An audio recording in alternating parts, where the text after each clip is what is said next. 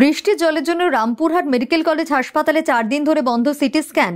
আবার গতকাল থেকে বন্ধ এক্সরে মেশিন। বিপাকে রোগী থেকে রোগীর আত্মীয়রা। গতকাল বিধানসভায় ছিলাম, স্বাভাবিকভাবেই সেখানে আমার কাছে খবর যায় যে এখানকার এক্সরে বন্ধ হয়ে আছে, এখানে সিটি স্ক্যান বন্ধ হয়ে আছে, এই সমস্ত বিষয়গুলো যায়। তো আমি আজকে নিজের চোখে দেখতে এসেছিলাম যে কি কারণে বন্ধ হয়ে আছে।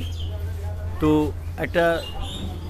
এর আগে আমি যখন একবার এক্সরের ব্যাপার নিয়ে এসেছিলাম তখনও কিন্তু আমি এই বিষয়টা আমার কাছে এসেছিল এবং আমি সঙ্গে সঙ্গে কর্তৃপক্ষকে জানাই।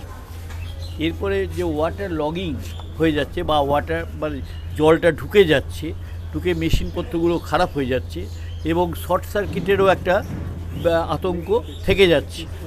তো স্বাভাবিকভাবে এটা নিয়ে এসডিওর সঙ্গেও কথাবার্তা বলা হয় এবং এসডিও সাহেব একটা চিঠি ডিপার্টমেন্টে করে দিয়েছেন।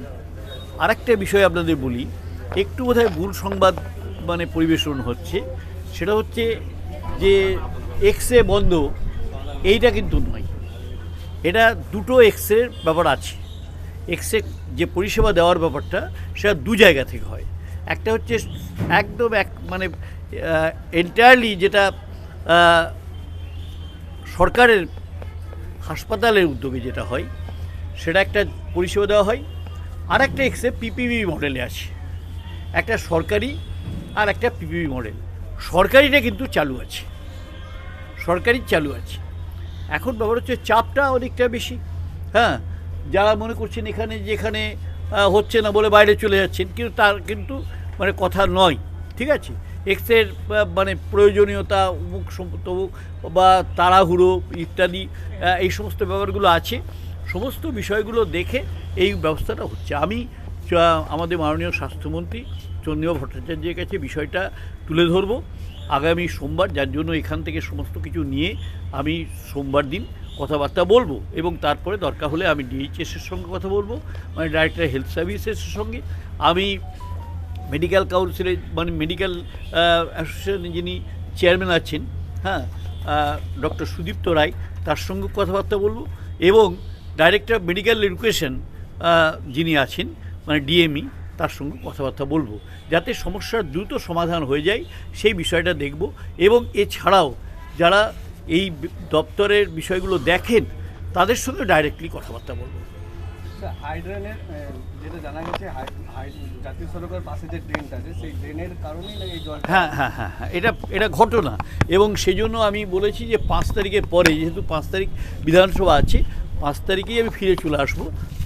ফিরে চলে এসে 6 তারিখের মধ্যে আমি এসডিওর সঙ্গে নিয়ে কথাবার্তা বলে এই বিষয়টা আমরা ফাইনালাইজ করব। এইটা যদি বিকল্প হিসেবে যদি এটাকে দোতলার উপরে তুলে দেওয়া যায় বা তাহলে তো জল জমার কোনো আমরা সে সম্পর্কে সেই সমস্ত বিষয়গুলো খতিয়ে দেখব এবং তার জন্য একটা রোগী কল্যাণ সমিতির সভা আমাদের দরকার এবং সেটা আমি আশা করি বিধানসভা শেষ হয়ে যাচ্ছে 5 তারিখে। সুতরাং 5 তারিখের পরে একটা ডেট আমি আমাদের এমএসভিপি সাহেব এসছেন এবং আমাদের প্রিন্সিপাল ম্যাডাম আছেন, তাদের সঙ্গে আলোচনা করে ডেট একটা ঠিক করে আমরা তাড়াতাড়ি যাতে মিটিংটা ডাকা যায় তার ব্যবস্থা করব। সাইনবোর্ড দিয়ে লিখে দেওয়া আছে জলে ডুবে থাকার জন্য এক্সরে মেশিন বন্ধ। এক্সরে মেশিন জলে বন্ধ যে বিষয়টা আংশিক উত্তর প্রশ্ন।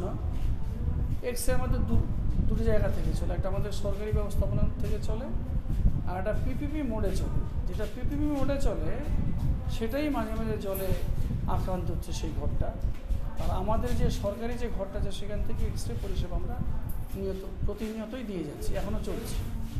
ওইটা জল ছিল কালকে, আজকে সকালেও ছিল। আমি শুনলাম যে জলটা এখন আর নেই। তো জলটা নেই ওরা আশা করি ব্যবস্থাপনা করবে এবং তাড়াতাড়ি শুরু হয়ে যাবে।